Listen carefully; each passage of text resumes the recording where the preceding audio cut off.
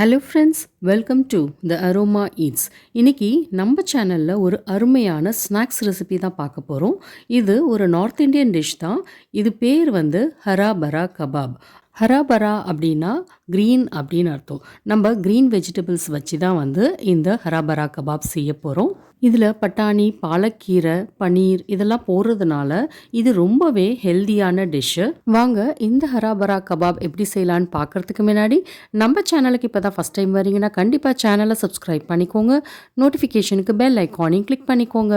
First ஒரு mixie ஜாரில் பாலக்கீரை வந்து ஒரு 250 கிராம் எடுத்துக்கலாம். இந்த கீரையை வந்து சுடு தண்ணியில் ஒரு 3 நிமிஷம் போட்டுட்டு அதோட தண்ணியை வந்து வடிச்சிட்டு ஆற வச்சு அதுக்கப்புறம் இதில் சேர்க்குறேன்.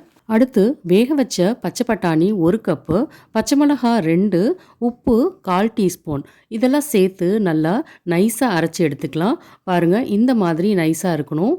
நம்ம இந்த அரைச்ச பேஸ்ட்டை வந்து ஒரு பெரிய பவுலில் இல்லை பாத்திரத்தில் வந்து நம்ம சேஞ்ச் பண்ணிடலாம். இதில் ஒரு உருளைக்கிழங்கு வேக வச்சு மசிச்சது அதை சேர்த்துக்கலாம். அப்புறம் திருவின பன்னீர் 250 கிராம், அதாவது 1/4 கிலோ அளவு, 2 டேபிள் ஸ்பூன் அளவு கடலை மாவு, உப்பு தேவையான அளவு ஏற்கனவே சேர்த்துருக்கிறதுனால பார்த்து சேர்த்துக்கோங்க.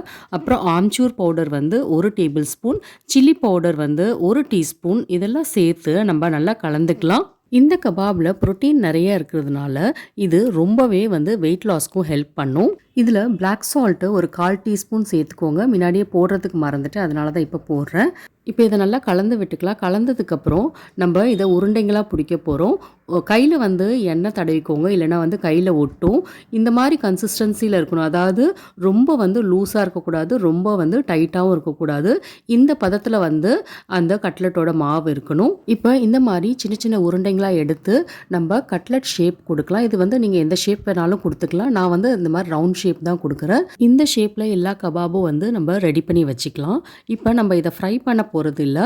இதை வந்து ஒரு தோசைக்கல்லில் வந்து நம்ம போட்டு எடுக்க போகிறோம். நம்ம இப்போ தோசைக்கல் சூடு பண்ணதுக்கப்புறம் எண்ணெய் கொஞ்சம் அப்ளை பண்ணி நம்ம ரெடி பண்ணி வச்சுருந்த கபாபெல்லாம் வந்து அதில் வச்சிடலாம். ஃப்ளேம் வந்து மீடியம்லேயே இருக்கட்டும். அப்போ தான் வந்து உள்ளாரையும் வந்து நல்லாவே வேகும், இல்லைனா வந்து காந்தி போயிடும். இப்போ திருப்பி போட்டுட்டு திருப்பி கொஞ்சம் ஆயில் ஊற்றிடலாம்.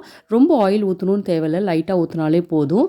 இது 2 சைடும் வந்து இதே மாதிரி லைட் ப்ரௌன், கோல்டன் ப்ரௌன் ஆகிற வரைக்கும் நம்ம ஃப்ரை பண்ணி எடுத்துக்கலாம்.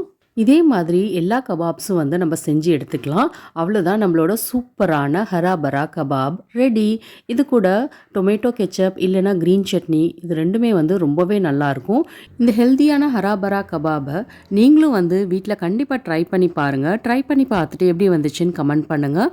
நம்ம சேனலில் இந்த மாதிரி நிறைய ஸ்நாக்ஸ் ரெசிபி வந்து இருக்குது. அதோட லிங்க் வந்து டிஸ்கிரிப்ஷன் பாக்ஸில் கொடுக்குறேன், கண்டிப்பாக செக் பண்ணுங்கள். இந்த ரெசிபி உங்களுக்கு பிடிச்சிருந்துச்சுன்னா கண்டிப்பாக லைக் பண்ணுங்கள். உங்கள் ஃப்ரெண்ட்ஸ் அண்ட் ஃபேமிலியோட ஷேர் பண்ணுங்கள். என்னோட சேனலை இது வரைக்கும் சப்ஸ்கிரைப் பண்ணலைன்னா சப்ஸ்கிரைப் பண்ணிக்கோங்க. நோட்டிஃபிகேஷனுக்கு பெல் ஐக்கானையும் கிளிக் பண்ணிக்கோங்க. தேங்க்யூ.